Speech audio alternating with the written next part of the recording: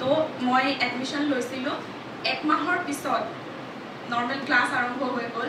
1 মাহৰ পিছত মা আজি বহি আছে মায়ে মোক চুচৰাই আনিছে যে মই BEd কৰিব লাগে মই BEd নকৰোঁ মানে কি টু বি ভেৰি অনেষ্ট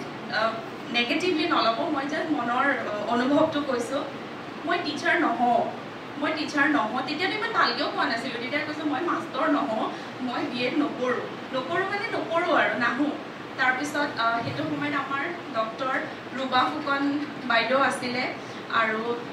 বাইদেউৰ লগত চিনাকি হৈ তাৰোপৰি নগাঁও BEd কলেজৰ পানীগাঁও চাৰিআলিৰ BEd কলেজৰ বৰ্তমানৰ প্ৰিন্সিপাল মেম মানসিকা বাইদেউ তেখেতেও ফোন কৰি খবৰ দিলে যে এটা চিট আছে কলিয়াবৰত আহিব পাৰা তো মই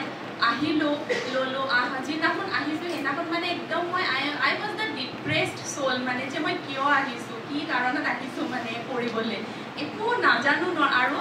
মোৰ তাৰোপৰি কিছুমান মানে পাৰ্টছ আছিলে মোৰ লগত এনেকুৱা ধৰণৰ মোৰ গোটেই বেটছটোৰ মই চবতকৈ সৰু আছিলোঁ তেতিয়াতো এনেকুৱা আছিলে যে যিসকল কৰ্মৰত শিক্ষকসকল তেওঁলোকে ডেপুটেশ্যনত আহি কৰিব পাৰে বা প্ৰাইভেটলিও যদি কোনোবাই কৰি আছে শিক্ষকতা তেওঁলোকে আহিব পাৰে তেতিয়া ইমান আমাৰ মানে যিটো ৱাটাৰ টাইপ তেনেকুৱা একো মানে নীতি নিৰ্দেশনা নাছিলে তো চব আহিছে মোতকৈ সকলো ডাঙৰ মোতকৈ ডাঙৰ মই চবতকৈ সৰু সেইটো মোৰ 1 নম্বৰ পাৰ্টছ আছিলে যে চবেই মোক বহুত মৰম কৰিছিলে একদম পোৱালি টাইপৰ মই মানে একদম সেই চুলবোলা আৰু ন আহিছোঁ জাষ্ট গ্ৰেজুৱেশ্যন কমপ্লিট কৰি আহিছোঁ আহি পেলাই and I have completed my graduation from Cotton তো গুৱাহাটীৰ পৰা আহিছোঁ directly straightly from Guwahati to Kaliabor মানে ইটছ আ ট্ৰানজিশ্যন বুজি পাইছে ন আপোনালোকে ইটছ আ ভেৰি বিগ ট্ৰানজিশ্যন নাই মই নাথাকোঁ তাৰপিছত লাহে লাহে মানে কি হ'ল চব গোটকৈ ডাঙৰ মই সেইটো অলপমান মানে এনেকুৱা লাগে যে পাৰিম জানো কপ আপ কৰিবলৈ কিন্তু নাই মোৰ বেটছমেটছখিনি যিখিনি আটাইতকৈ কম পিৰিয়ড লগ পাইছিলোঁ 1 year কোৰ্চ তাৰোপৰি বন্ধ থাকে প্লাছ আগৰ বেটছৰ যেতিয়া ফাইনেল এক্সাম হয় সেই 1 মাহ বন্ধ থাকে সেইবিলাক বন্ধ আৰু আমাৰ 1 বছৰীয়া আছিলে তো পুতুককৈ শেষ হৈ যায় কোৰ্চটো কিন্তু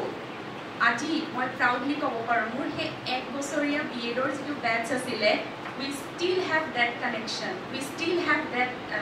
মানে বণ্ডিং আমাৰ এতিয়াও সেইটো আছে অথচ যিটো হয়তো মই 3 বছৰ ডিগ্ৰী কৰা ফ্ৰেণ্ডছ বা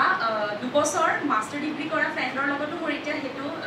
মানে কাৰেণ্টলি সেইটো বণ্ডিং হয়তো নাই কেইজনমানৰ বাদে বাট এতিয়াও মোৰ মনত সীমান্ত দা পাৰ্থ দা খামুন দা প্ৰণৱ দা দে অল আৰ হিয়াৰ ৰাতিমা বা আছিলে আৰু আমাৰ সদায় 5জনকৈ এটা গ্ৰুপ আছিলে কাৰণ সদায় এক্টিভিটিজবিলাক গ্ৰুপত হয় মই সঁচাকৈ কৈছোঁ মোক কোনো একো কৰিবই নিদিয়ে চবেই মানে ধুনীয়াকৈ মোৰ খালি এটাই কাম আছিলে চবেই ধুনীয়াকৈ বনাই দিয়ে ন প্ৰজেক্ট এণ্ড অল চব বনাই দিয়ে মই প্ৰেজেণ্ট কৰিব লাগে প্ৰেজেণ্টেশ্যনত মই ভাল আছিলোঁ তো মই ধুনীয়াকৈ প্ৰেজেণ্টেশ্যন দিওঁ আৰু মানে ভাল লাগে মনত পৰি যেতিয়া মই প্ৰেজেণ্টেশ্যন দিওঁ তেতিয়া মানে ইমানেই ধুনীয়াকৈ পিন ড্ৰপ চাইলেণ্ট হৈ থাকে ৰশ্মি মেম আছিলে ৰশ্মি মেমে সদায় কয় মানে তাই ক্লাছত যেনেকৈ থাকে তাৰ কমপ্লিটলি অপ'জিট সেইটো আপোনালোকেও সদায় মেইনটেইন কৰিব whenever you are presenting something now and you are working in a group that means you are representing your group আপোনাৰ গ্ৰুপটোৱে কি ভাবিছে সেই বস্তুটো আপুনি ক'ব ন you will be the vocal point so গোটেই 5জনৰ কথা মানে আপোনাক 4জনৰ কথাটো আপুনি এজন মানুহে প্ৰেজেণ্ট কৰিব লাগিব চ' সেই বস্তুটো মানুহ সদায় প্ৰেজেণ্টেবল হ'ব লাগে আৰু এইখিনি কথা আপোনালোকক BEdৰ বাদে একো কোৰ্চেই শিকাব নোৱাৰে সেইটো guarantee plus BEd is not only a course it's a life training মানে মই এতিয়া ভাবোঁ যদি মই BEdটো নকৰিলোঁ হয় মই চাগে জীৱনত বহুত কিছুমান কথা নিশিকিলোঁ হয়